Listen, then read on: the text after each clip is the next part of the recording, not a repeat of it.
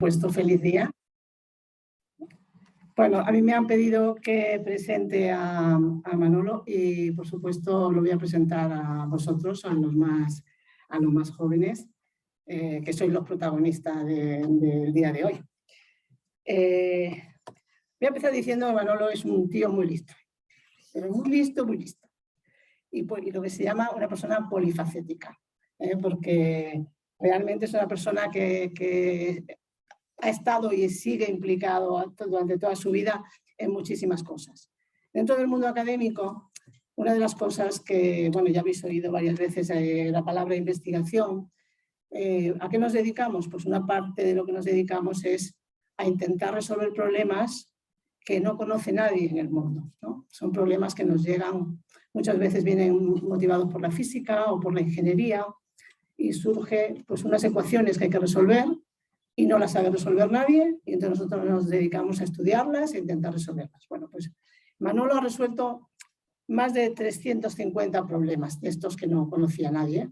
Cuando uno resuelve un problema, pues lo publica. Entonces, pues en particular Manolo tiene más de 350 publicaciones de problemas que él ha pensado y ha resuelto. La segunda faceta es la parte de formación. Igual que vosotros tenéis profesores que os están enseñando a formaros en matemáticas, pues Manolo también ha formado a 12 estudiantes de doctorado, que son 12 personas que seguirán su estela, ¿no? Que seguirán pensando en problemas y seguirán formando a otras personas, ¿no? Esa es la segunda faceta de una persona que trabaja en el mundo académico, la faceta de la formación. Y luego tenemos dos facetas más. La primera es la de la gestión. Para que las cosas funcionen, igual que en vuestro instituto hay un director, un secretario, un jefe de estudios que hace que el instituto marche bien, pues en nuestro mundo también se necesitan personas que se dediquen a la gestión. Y ahí yo no sé si conozco una persona que se haya involucrado en más cosas que Manuel de León. Son tantas y tantas que simplemente os voy a decir unas cuantas porque realmente, bueno, pues yo creo que son bastante significativas. Aquí en Madrid hay un instituto, uno de los centros de excelencia de la investigación de matemáticas que se llama el ICEMAT. Y Manolo fue fundador del ICEMAT, es uno de los institutos que le han dado lo que se llama un programa de excelencia, el Severo Ochoa, y fue director del instituto durante 8 años. Además es académico numerario de la Real Academia de Ciencias Exactas, Físicas y Naturales, que hay muy poquitas personas en España que hayan tenido ese galardón. Y él, dentro de la academia, es el tesorero, el presidente de la Comisión de Relaciones Internacionales. Además también es el director de STALMAT, que es el programa de estímulo del talento matemático. De hecho, si alguno de vosotros no lo conoce, pues os animo a que pidáis información sobre este programa, porque realmente es un programa muy interesante para la formación de niños y gente joven como vosotros. También fue presidente del Comité Español de Matemáticas, de los organizadores de esta actividad, y también fue el presidente de uno de los congresos, el ICM en 2006, que es el Congreso Mundial, el Congreso Internacional de las Matemáticas. También fue Manolo el presidente de dicho congreso. Bueno, os podría decir muchísimas cosas más, porque yo creo que Manolo no ha dejado de implicarse en temas de gestión durante toda su vida. Es una persona apasionada y realmente muy entregada a todas las labores de este mundo académico en el que nosotros nos movemos. Y finalmente, también es muy activo, porque es muy activo en todo, en labores de divulgación. Tiene más de 10 libros publicados, numerosos artículos en medios de comunicación, conferencias en en colegios, en museos. También publica el blog de Matemáticas y su frontera, y que ha sido también premiado. Y bueno, y hoy, pues una de las cosas que va a hacer en este mundo de la divulgación, pues contaros qué os puede contar hoy, que es el día 3 de marzo. Pues historias de pi. Así es que cuando quieras, Manolo, estaremos encantados de escucharte. Muchas gracias. Muchísimas gracias por la presentación, María Jesús. En primer lugar, debo dar las gracias al Comité Español de Matemáticas, en particular también a la Sociedad de Estadística e Investigación Operativa y a la Federación Española de Sociedad de Profesores de Matemáticas y, como no, al Instituto de Matemática Interdisciplinar de esta facultad y a la Facultad de Matemáticas, que siempre ha funcionado como un hogar, como una casa para todos los matemáticos durante muchísimos años y lo sigue haciendo. Cuando Agustín Carrillo me llamó para decirme si me animaba a dar esta charla, pues le dije, bueno, como algunas charlas ya he dado, pues vamos a ver lo que podía contar. Y comentaba antes María Jesús que yo llevo un blog que se llama Matemáticas y sus fronteras, en uno de los blogs de la Fundación Madrid-Madrid, y allí voy publicando de vez en cuando cosas sobre pi y les llamo historias de pi. Entonces yo no voy a contar la historia de pi, sino una serie de historias sobre pi para que os hagáis algunas preguntas y veáis algunas respuestas y veáis algunos aspectos de la pasión de los matemáticos cuando se dedican a las matemáticas. También quiero, aquí lo podéis ver, que agradecer a la Fundación Gadea Ciencia, porque esta fundación está implicada también en este evento. Voy a ver si consigo pasar las transparencias, cosa que de momento no consigo.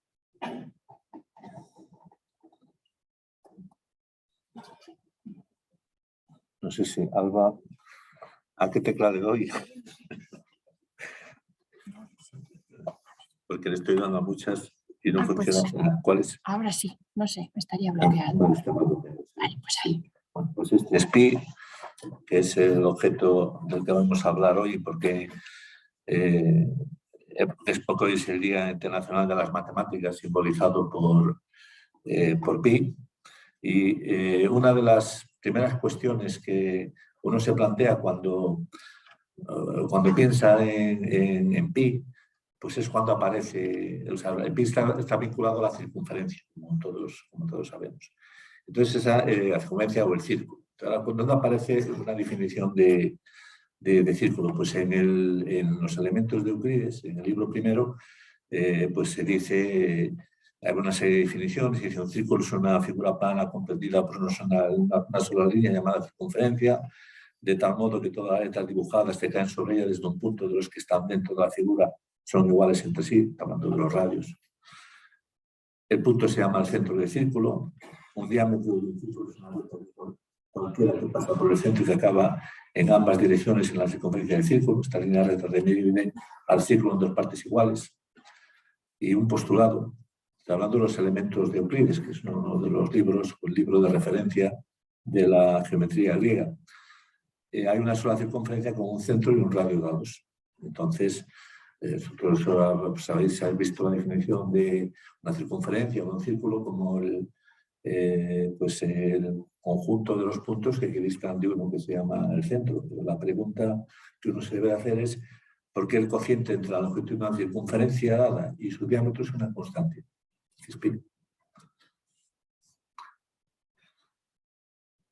Pues a simple vista parece intuitivo, ¿no? Si uno mira una circunferencia y hace un zoom de la circunferencia, la aleja o se acerca, parece que esa relación pues debe ser así, ¿no? Una constante. Pero eso en matemáticas no vale. Porque en matemáticas hay que probar que para cualquier circunferencia, la longitud del diámetro de la circunferencia dividida por el diámetro es siempre lo mismo.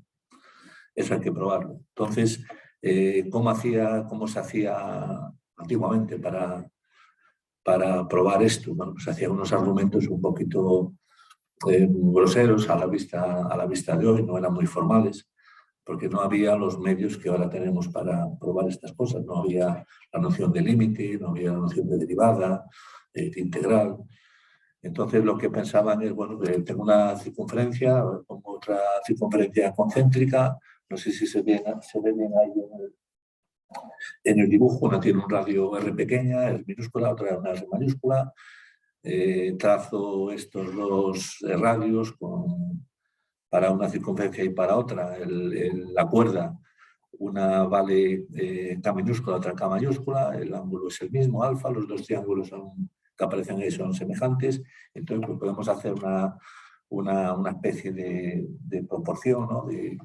si son las longitudes K mayúscula y K minúscula de las cuerdas, entonces la longitud de la circunferencia pequeña y la longitud de la circunferencia grande se aproximarán a la cociente de los radios. Y ahora decimos, bueno, ahora si el ángulo alfa se va haciendo cada vez más pequeño, pues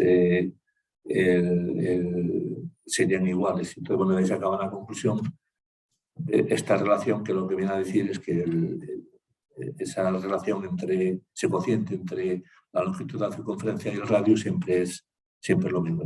Aquí le falta rigor porque no había por los elementos o los instrumentos que hoy tenemos para probarlo.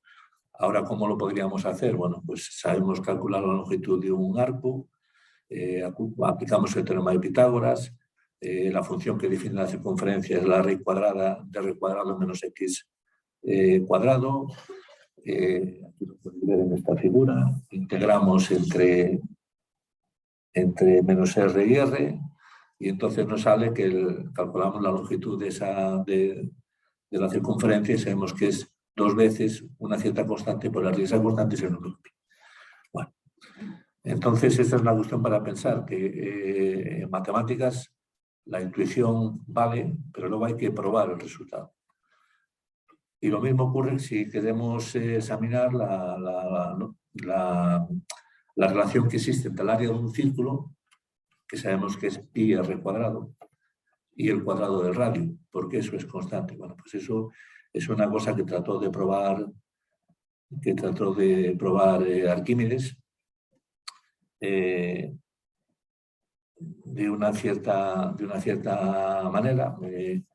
Por ejemplo, pensaba que tenía una sucesión de polígonos regulares con los que iba acercándose cada vez más inscritos en la circunferencia. Entonces, el área de cada uno de ellos es la mitad del perímetro multiplicada por la distancia del centro, que se llama la apotema, que lo podéis ver en este dibujo.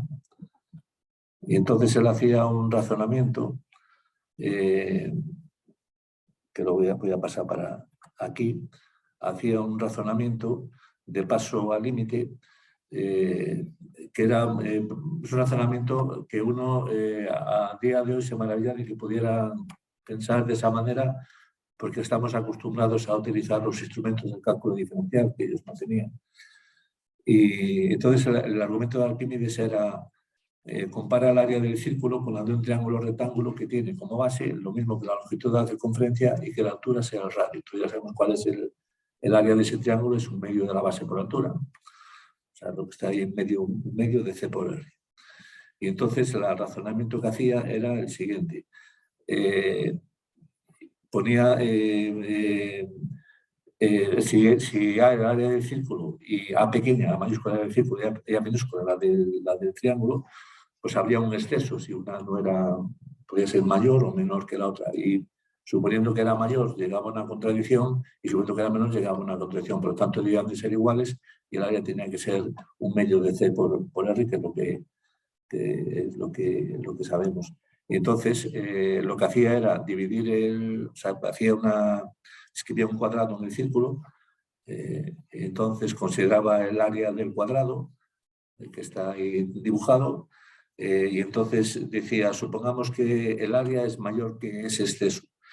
Entonces, si ese es el caso, cada segmento lo dividía en dos y tenía un octógono, entonces tenía esa nueva área, que era S8, que era mayor que la de antes, S4, decía, vamos a ver si es mayor que el exceso o no, y entonces llegaba hasta que llegara a un polígono de helados, en el cálculo correspondiente área de el polígono de helados era menor que el exceso. Entonces calculaba si el área del polígono, que sería pues todo el área del círculo menos el área del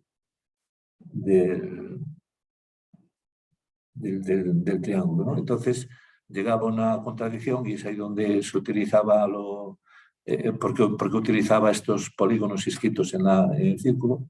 Entonces, si trazaba una apotema de longitud h, el lado del polígono medía s, por ejemplo, entonces el perímetro en s es menor que que la longitud de la circunferencia, porque está escrita en la circunferencia. El área del polígono lo puede calcular, pues el área que sabéis vosotros calcular de un polígono, un medio de n por s por h, o sea, el perímetro por esa apotema h, y como h es menor que r y en s es menor que el área del polígono debe ser menor que el del triángulo, lo que era una contradicción. ¿Vale? Entonces, pues era así como probaba de una manera no rigurosa porque no tenía el concepto de límite. Pero es una pregunta que uno se debe de hacer, es decir,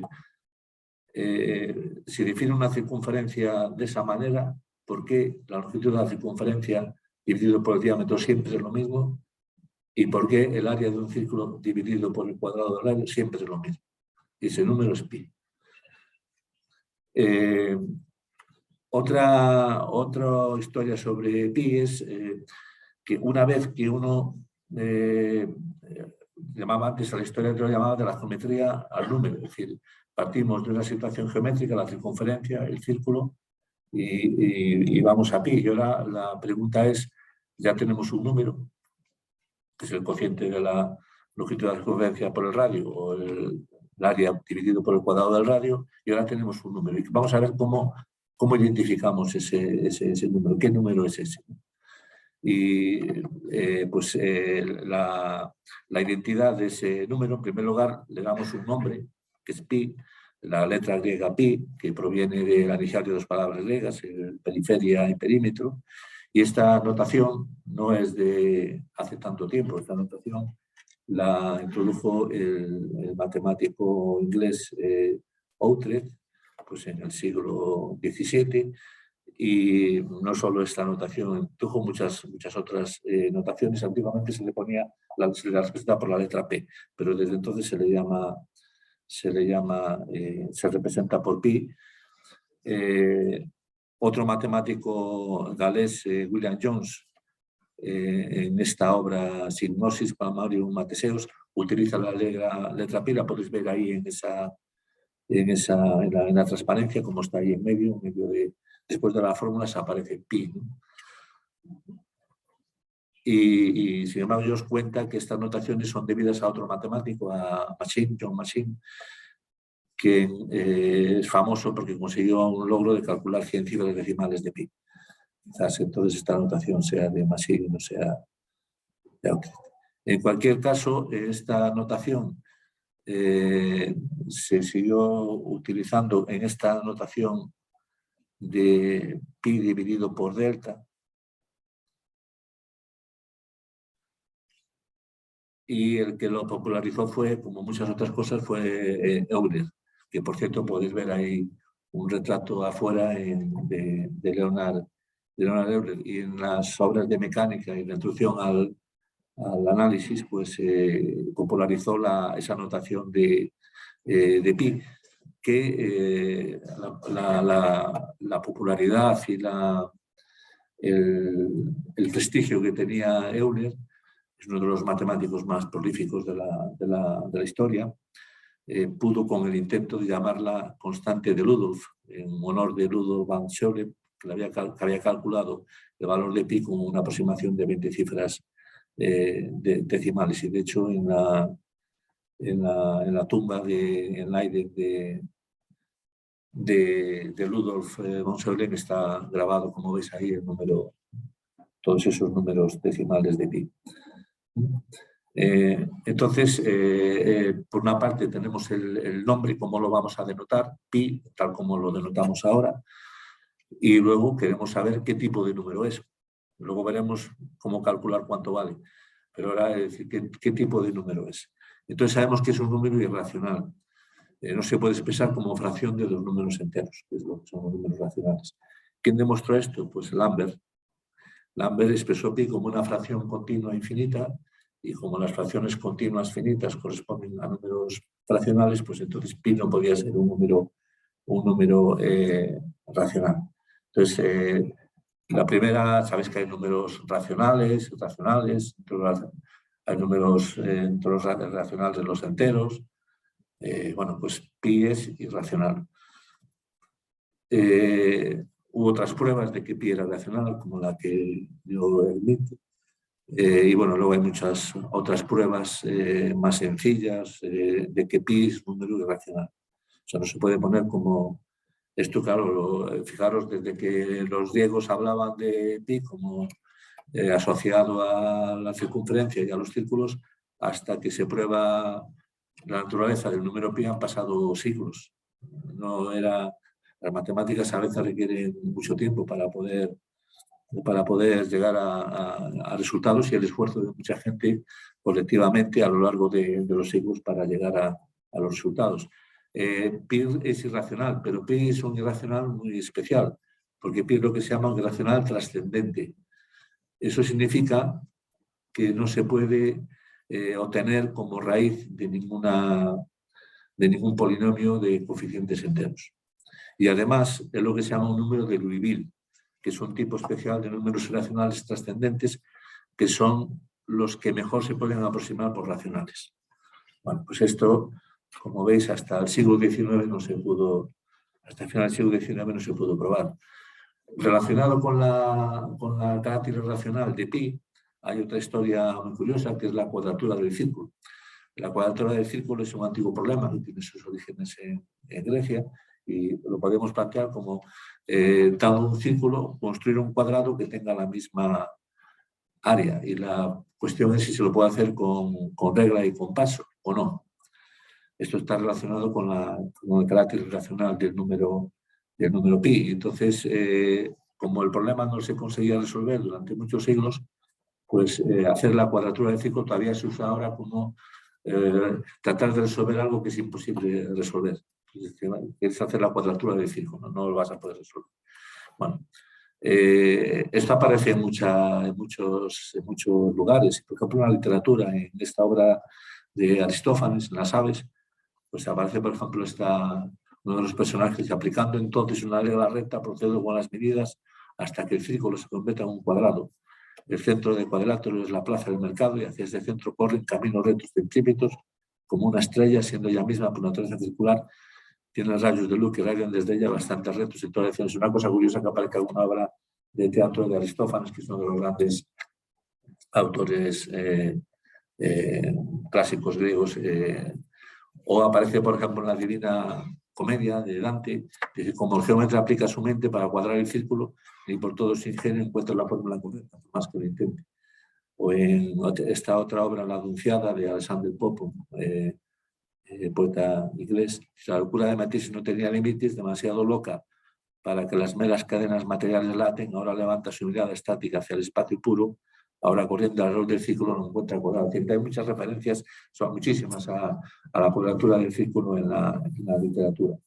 Y según dice Plutarco en sus historias, el primero en preocuparse por el problema de la cuadratura del círculo, si era posible o no resolver el problema, fue Anaxágoras, que pudo pensar, a veces no son los mejores sitios para pensar, pero él estuvo en la cárcel por impiedad.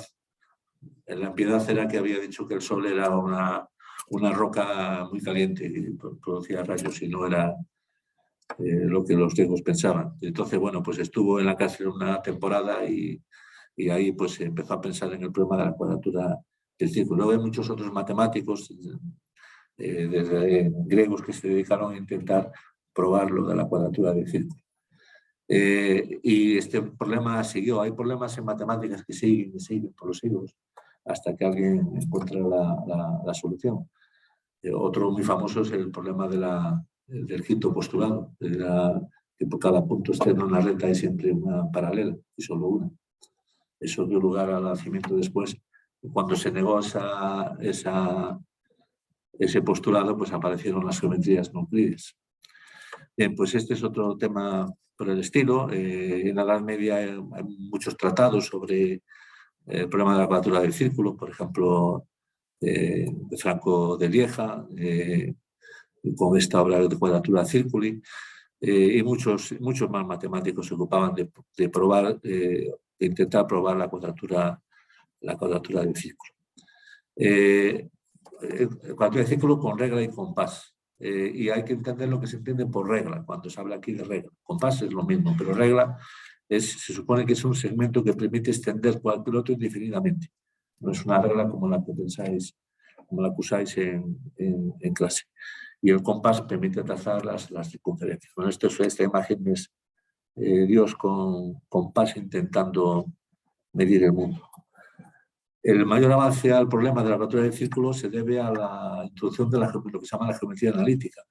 La geometría analítica está dentro del discurso del método que estudiáis en filosofía, los que estudiáis filosofía.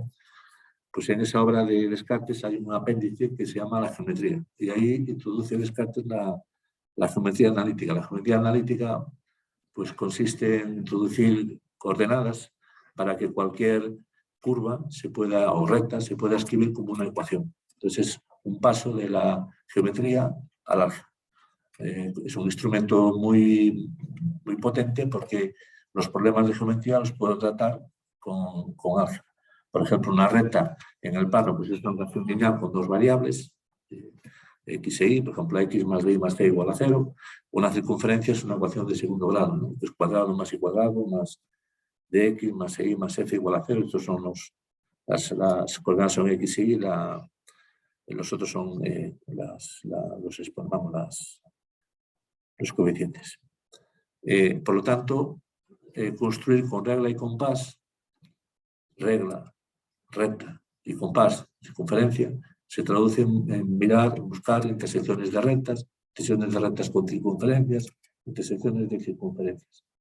Es decir, resolver sistemas de ecuaciones algebraicas y obtener el correspondiente punto en el plano con las coordenadas de intersección. Y es en 1882 cuando von Lindemann pudo demostrar que pi no era algebraico, sino trascendente. Y precisamente el problema al ser trascendente no es solución no es un cero de un polinomio, no se puede obtener por una ecuación algebraica. Por lo tanto, no se puede obtener la cuadratura del círculo con regla y compás. Esa es la solución, la respuesta al problema de la cuadratura del círculo. La prueba de Lindemann de que el número pi es trascendente. Bueno, hay una serie de personas que, no solo los antiguos, sino que durante mucho tiempo, y todavía hay alguno que lo intenta, se intentan cuadrar los círculos. Este es una cita de un matemático norteamericano, Howard Gibbs, que es introducción a la historia de las matemáticas, y dice: nos hemos colocado en la cronología anterior de pie ningún artículo en la vasta literatura suministrada por los enfermos del Norbus, o sea, la enfermedad de la cuadratura del círculo. Las contribuciones a muy divertidas, a veces casi increíble que haya una publicación por sí sola. Porque efectivamente, por ejemplo, este señor argentino, Elias O'Donnell, publicó en 1870 un libro titulado Resolución de la cuadratura del círculo, o sea, de la relación exacta del diámetro a la circunferencia. Y dice que jamás me lanzaría esta publicación sin la más íntima conciencia de que en este tratado está demostrada del modo más convincente y riguroso la resolución deseada exacta de la cuadratura del círculo. Y por grave que aparezca esa frase, ya sea la verdad para todos los siglos de la posteridad. Recibió las felicitaciones del presidente de Argentina, de entonces Faustino Sarmiento, y claro, era en 1870 y 2 años más tarde pues se probaba la trascendencia del número pi, con lo cual no se podía probar la cuadratura del círculo. La cuadratura del círculo es un problema sin solución. Sigue habiendo negacionistas. O sea, por ejemplo, Charles Dodgson, que lo conoceréis más por el seudónimo de Lewis Carroll, de Alicia en el País de las Maravillas, trató de desacreditar los intentos de los cuadradores de círculo, y en un libro de 1890 que se llama Una nueva teoría de las paralelas, pues dice: esto sigue pasando hoy en día. El primero de estos dos visionarios equivocados me llenó de una gran ambición para hacer una hazaña que nunca ha habido que haya sido realizada por el hombre, a saber, convencer a un cuadrado del círculo de su error. El valor que mi amigo seleccionó para pi fue 3,2. El enorme error me tentó con la idea de que podía demostrarse fácilmente que era un error. Se intercambiaron más de una veintena de cartas antes de que me convenciera tristemente de que no tenía ninguna posibilidad.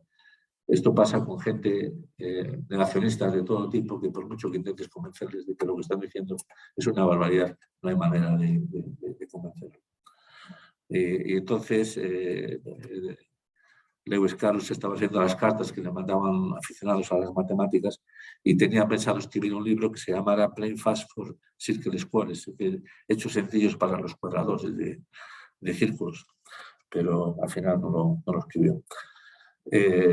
Esto sigue, esta historia del 3.2, 3,2 tuvo continuidad y un aficionado, Edwin Goodwin, en Indiana, en Estados Unidos, pues registró el valor de pi de 3,2 y estuvo a punto de aprobarse por el estado de Indiana como valor de 3.2 y además así podían hacer, al estar registrado, el uso de pi con ese valor de 3.2 redundaría en impuestos para el estado de Indiana e incluso, y eso es lo más sorprendente, un artículo sobre esto apareció en la American Mathematical Monthly, que es una revista de la American Mathematical, una revista americana donde se publican cosas de matemáticas a nivel de bachillerato o superior, de muchísimo prestigio. O sea que, bueno, a veces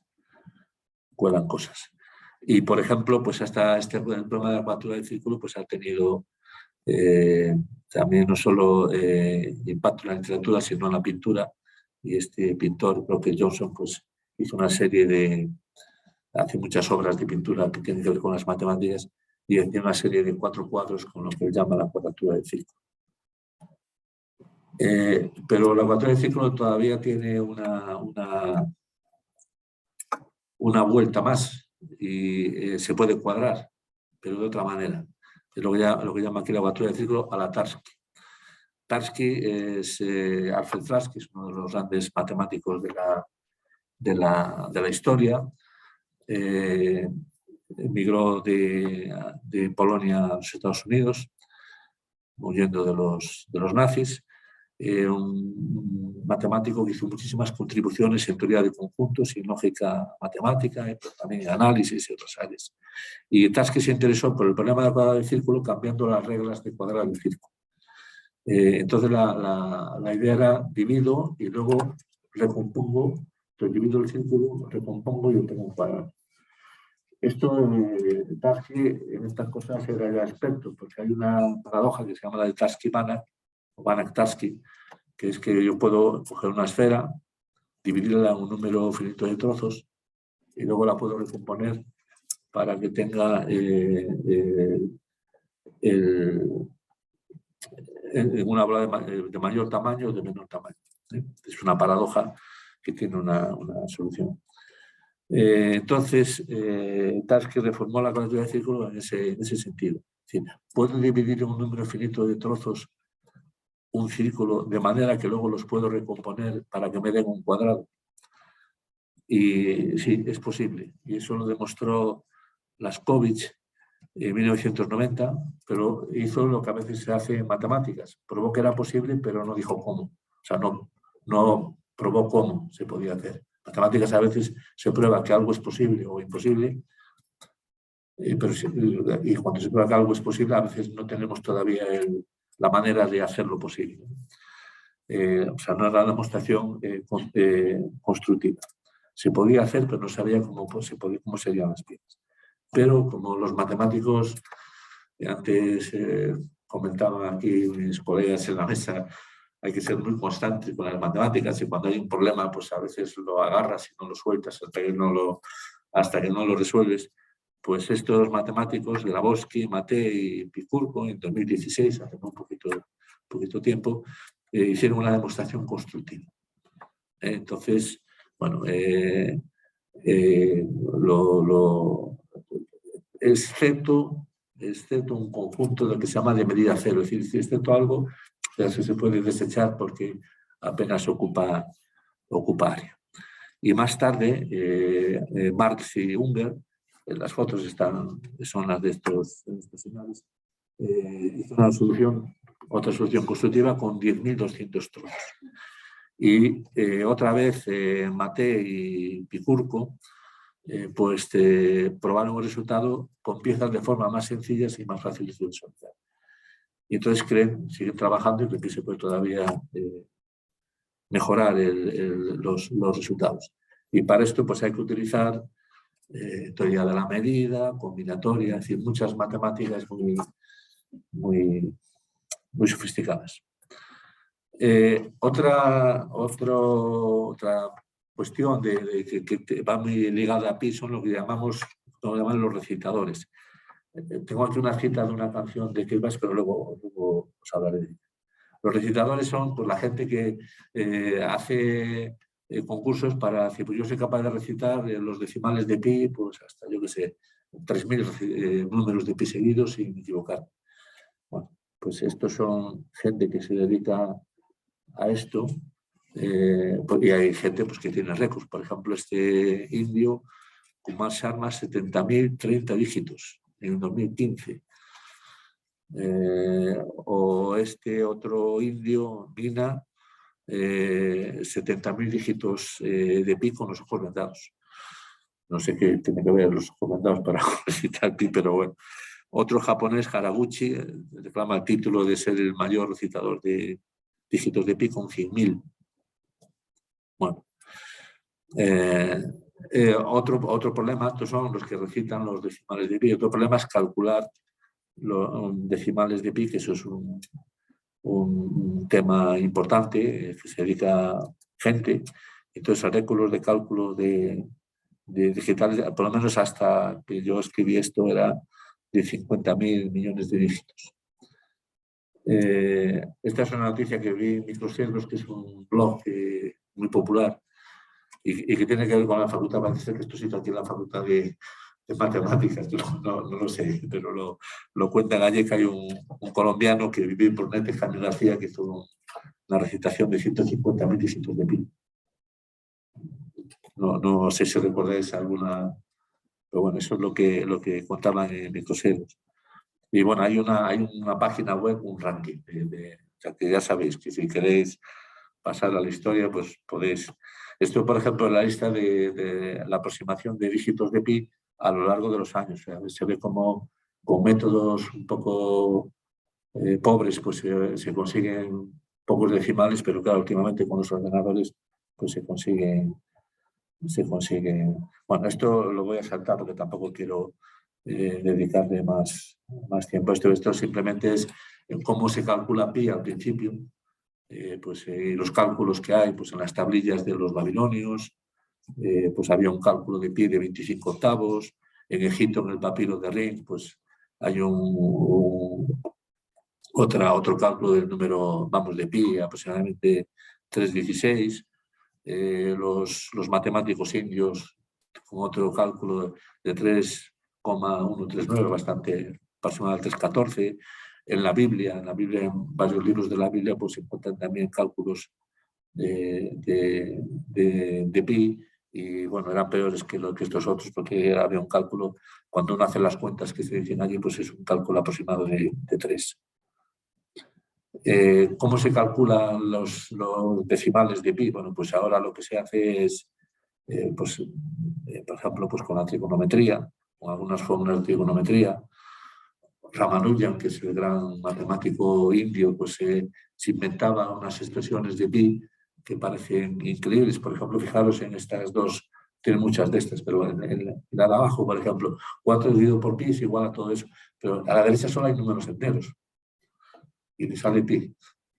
Bueno, son cosas que sorprenden de las matemáticas, pero que son verdad. Entonces, bueno, pues hay muchos algoritmos para calcular los decimales de pi, y bueno, pues cada poco pues aparece alguna noticia de que pues Google ha calculado tal, o son desafíos, porque ya sabemos que nunca vamos a terminar. Un gran calculador de pi fue este señor Kanada, que era profesor de la Universidad de Tokio, y estableció muchos récords para calcular, no para recitar. Y el récord hasta donde, por lo menos hasta esta fecha, era de Timothy Mulligan, que usó una serie de ordenadores y calculó, en 8 meses pudo calcular 50 billones de dígitos, utilizando un algoritmo. Bueno, Como esto lo realiza también la SEIO, pues el número pi también tiene que ver con la estadística. Y este es un problema muy famoso, que es el problema de las agujas de Buffon. Buffon fue un gran naturalista francés y uno de los mayores naturalistas de la historia. Y Buffon relacionó el número pi con la teoría de probabilidades, pues en esta obra, Ensayo de aritmética moral. Es una habitación en la que en el suelo, pues el suelo está dividido en juntas paralelas, como está ahí en el dibujo. Entonces tengo un palito como ese que tengo ahí, un palillo, puedes pensar, y lo tiro al suelo. Entonces la probabilidad es cuando la probabilidad de que cruce o no cruce con alguna de las líneas que están en el suelo. Bueno, esto se puede hacer una demostración un poquito así para andar por casa, utilizando integración, y entonces la fórmula, asombrosamente, es 2 partido por pi por L minúscula dividido por L mayúscula, donde R es la longitud de la aguja y L mayúscula es la anchura que separa las paralelas, las líneas. Entonces es una manera de relacionar probabilidades con el número pi. Y el número pi está realmente en muchos sitios. Bueno, esta es una estatua de Buffon, que fue, como digo, el gran... y eso, por ejemplo, se utiliza también para calcular decimales de pi, el problema de aguja de Buffon. Y también se utiliza, para ello se utiliza lo que se llama el método de Monte Carlo, que no vamos a hablar aquí, pero que es algo también muy importante para matemáticas.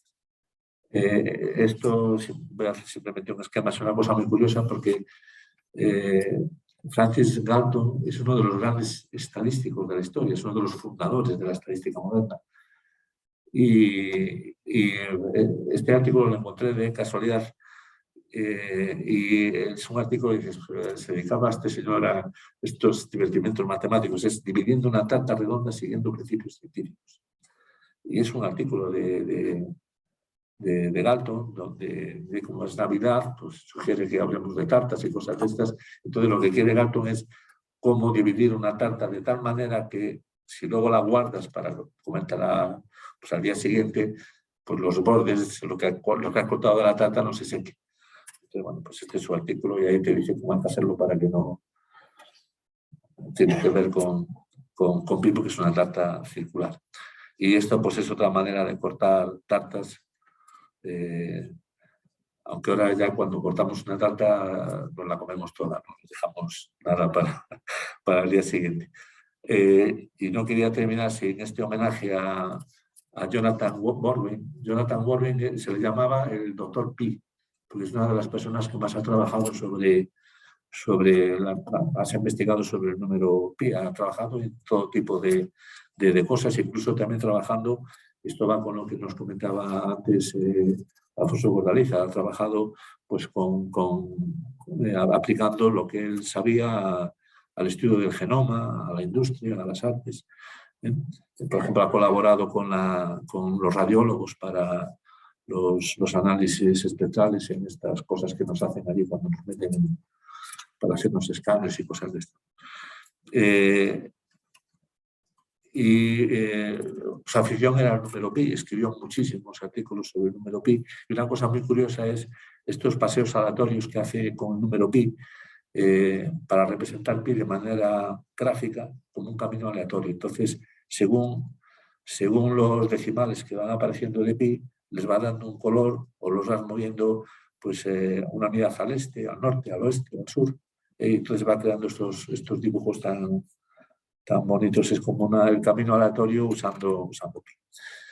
Este es un poema de la Premio Nobel de Literatura, Szymborska, que no sé si os sonará, es una poeta polaca que hace muchos años consiguió el Premio Nobel de Literatura y tiene un poema dedicado a pi. Y voy a terminar con Kate Bush, que está mal escrito, hay sobre esa fe. Hay una canción, tú sabes todos quién es Kate Bush, ¿no? Habéis visto Stranger Things, eso seguro que habéis visto todos Stranger Things. Y conocen la canción esta de Running Up the Hill, de Kate Bush. Kate Bush hacía eso hace 40 años, pero con esa canción volvió a tener mucho éxito. Pues tiene una canción dedicada a pi. Canta todos los números decimales en un álbum que se llama Aérea, 2005, pero canta, o sea, va recitando los decimales hasta el decimal 78 y luego se salta al 101. Entonces aquí están las dos, lo que canta Kate Bush y lo que es el derecho sale también en Los Simpsons. Y esto es lo que dice ella, porque hizo eso, ¿no? Dice, me gusta mucho el reto de Kate Bush fue una niña prodigio. Ella sola escribió como más de 100 canciones y gracias a David Gilmour, ¿sabes quién es David Gilmour? El guitarrista de Pink Floyd. Bueno, es que son grupos antiguos, pero todavía se siguen escuchando.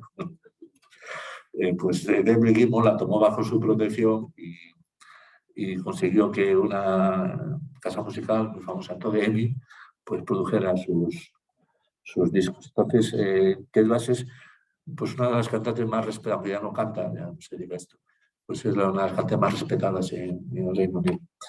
Dice, me gusta mucho el reto de cantar números en contraposición a las palabras, porque los números son tan poco emocionales como letra para cantar, y fue realmente fascinante cantar esto, a cómo cantó estos números, estos decimales de pi. Tratar de poner un elemento emocional, cantar sobre un 7, que realmente te importe ese 9. En cuanto a los números, es fascinante, la idea de que casi todo se puede descomponer en números es algo fascinante, y también creo que estamos completamente rodeados de números ahora, de una manera que no lo estábamos hace 20 o 30 años. Todos andamos por ahí con teléfonos móviles y números en nuestras frentes, es como ya saben los ordenadores. Supongo que me parece fascinante que haya gente que se pase la vida tratando de formular pi. Así que la idea de este número, que en cierto modo es posiblemente algo que va a seguir hasta el infinito, y sin embargo la gente está tratando de precisarlo y poner su marca en él y hacerlo suyo, en cierto modo, supongo que también creo que tienes un poco de conexión con las matemáticas y la música debido a los patrones y las formas, ¿no? Esto es una entrevista en la BBC a Kate Bush y, bueno, efectivamente la música tiene, o sea, mucho que ver con las matemáticas. Y con esto terminamos, con pi, y espero que os haya resultado entretenido, y si no, pues, bueno, podéis, no me tenéis nada. Gracias.